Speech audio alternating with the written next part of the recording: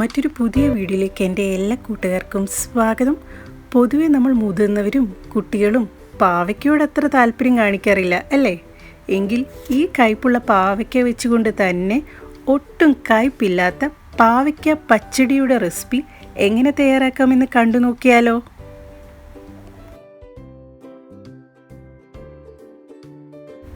നമ്മുടെ പാവയ്ക്ക പച്ചടി തയ്യാറാക്കുന്നതിനായി ഞാനിവിടെ ഒരു ഇടത്തരം പാവയ്ക്ക എടുത്തിട്ടുണ്ട്. അത് നന്നായി കഴുകി അതിൻ്റെ കുരുവെല്ലാം കളഞ്ഞ് വട്ടത്തിലരിഞ്ഞാണ് എടുത്തിട്ടുള്ളത്. അത്യാവശ്യം കനം കുറച്ച് അരിയാൻ തന്നെ ശ്രദ്ധിക്കണം.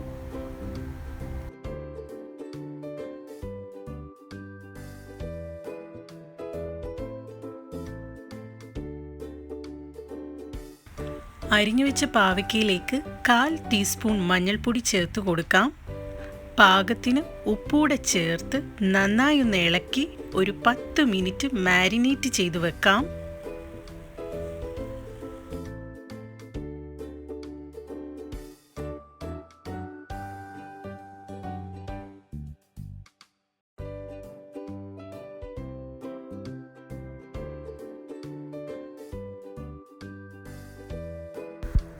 അടുത്തതായി നമുക്കൊരു അരപ്പ് തയ്യാറാക്കണം. അതിനായി ഞാനിവിടെ 1 കപ്പ് തേങ്ങ ചിരകിയതാണ് എടുത്തിട്ടുള്ളത്.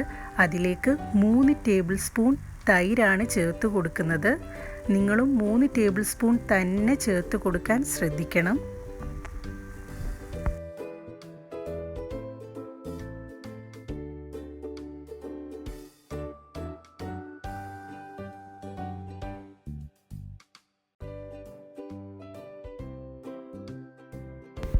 അടുത്തതായി ഞാൻ ചേർത്ത് കൊടുക്കുന്നത് കടുകാണ്. ഇവിടെ ഞാൻ 1/2 ടീസ്പൂൺ കടുക് കൂടെ ചേർത്ത് കൊടുക്കുന്നുണ്ട്.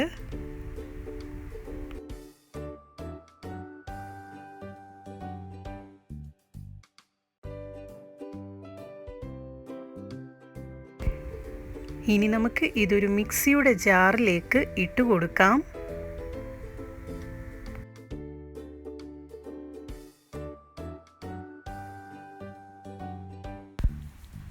അരപ്പ് നന്നായി ഒന്ന് മിക്സിയിൽ അടിച്ച് പേസ്റ്റ് രൂപത്തിലാക്കി എടുക്കാം.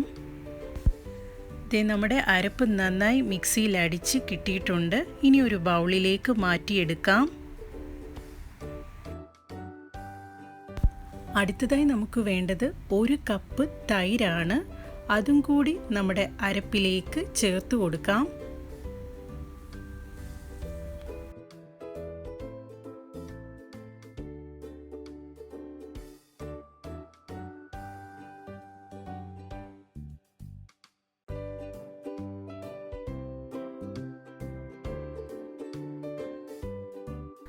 ഇനി നമുക്ക് ഇതെല്ലാം കൂടി ഒന്ന് മിക്സ് ചെയ്തെടുക്കാം. നന്നായി കൈവിടാതെ ഒന്ന് മിക്സ് ചെയ്തെടുക്കാം.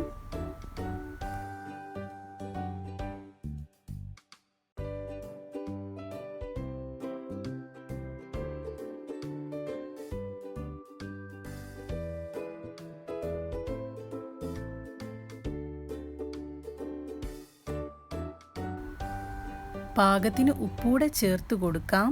നേരത്തെ മാരിനേറ്റ് ചെയ്ത പാവയ്ക്കയിൽ ഉപ്പിട്ടതിനാൽ നോക്കിയിട്ട് മാത്രം ചേർത്ത് കൊടുത്താൽ മതിയാകും.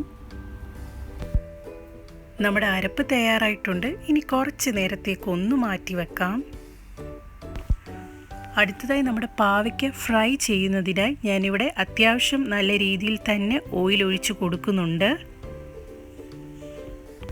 ഓയിൽ നന്നായി ചൂടായി വരുന്ന സമയത്ത് ഇതിലേക്ക് മാരിനേറ്റ് ചെയ്ത പാവയ്ക്ക ചേർത്ത് കൊടുക്കാം.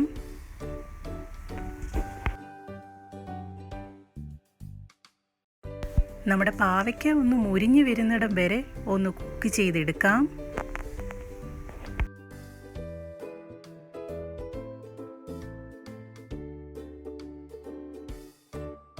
പാവയ്ക്ക നന്നായി മുരിഞ്ഞു വന്നിട്ടുണ്ട്. ഇനി നമുക്കൊരു പ്ലേറ്റിലേക്ക് ഇതൊന്ന് മാറ്റി വെക്കാം.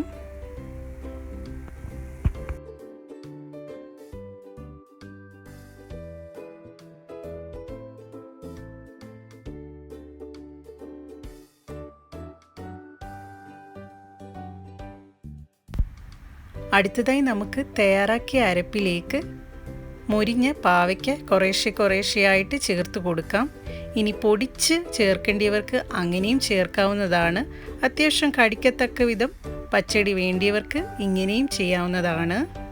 ഇനി എല്ലാം കൂടെ ഒന്ന് നന്നായി മിക്സ് ചെയ്ത് കൊടുക്കാം.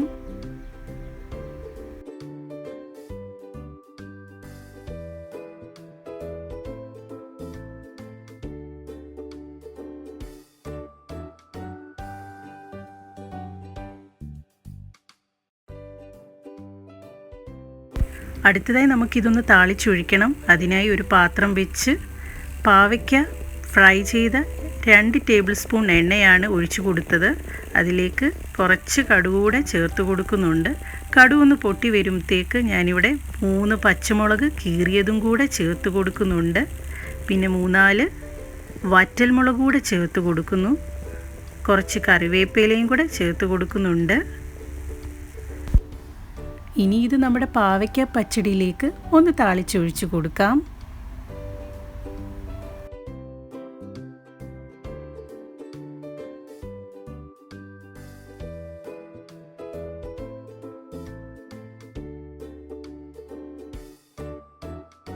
അങ്ങനെ നമ്മുടെ കയ്പില്ലാത്ത പാവയ്ക്ക പച്ചടി ഇവിടെ തയ്യാറായിട്ടുണ്ട്.